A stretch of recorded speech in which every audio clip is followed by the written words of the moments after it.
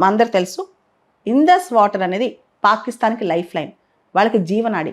వాళ్ళ రైతులు కావచ్చు, డ్రింకింగ్ వాటర్ కావచ్చు, చాలా వరకు సింధు జలాలపైన ఆధారపడతారు.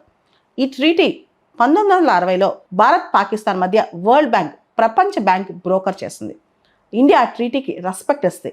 ఆ ట్రీటీ తర్వాత 3 యుద్ధాలు జరిగాయి ఇండియా పాకిస్తాన్ మధ్య, కానీ ఇండియా ఎప్పుడు ఆ ట్రీటీ గురించి మాట్లాడలేదు. ఈ మధ్య ఇండియా ఆ ట్రీటీని మేము రివైజ్ చేస్తామని చెప్పి చిన్నగా సిగ్నల్ ఇచ్చింది. ఈరోజు మాత్రం హాల్ట్ చేసేస్తుంది అనమాట. పాకిస్తాన్కి భయం పుట్టాలి, పుట్టకపోతే చాలా కష్టం. ఇక్కడ ఇందస్ వాటర్ ట్రీటీకి సంబంధించి కొన్ని ఆర్గ్యుమెంట్స్ వస్తున్నాయి. ఒకవేళ చైనా మనకి బ్రహ్మపుత్ర ఆపేస్తే ఎలా అని. బ్రహ్మపుత్ర మేజర్ క్యాచ్మెంట్ ఏరియా మొత్తం మన నార్త్ ఈస్ట్లో ఉంది కాబట్టి చైనా లాంటి వాళ్ళు పాకిస్తాన్ సపోర్ట్కి వచ్చినా మనకి ఏమీ జరగదు.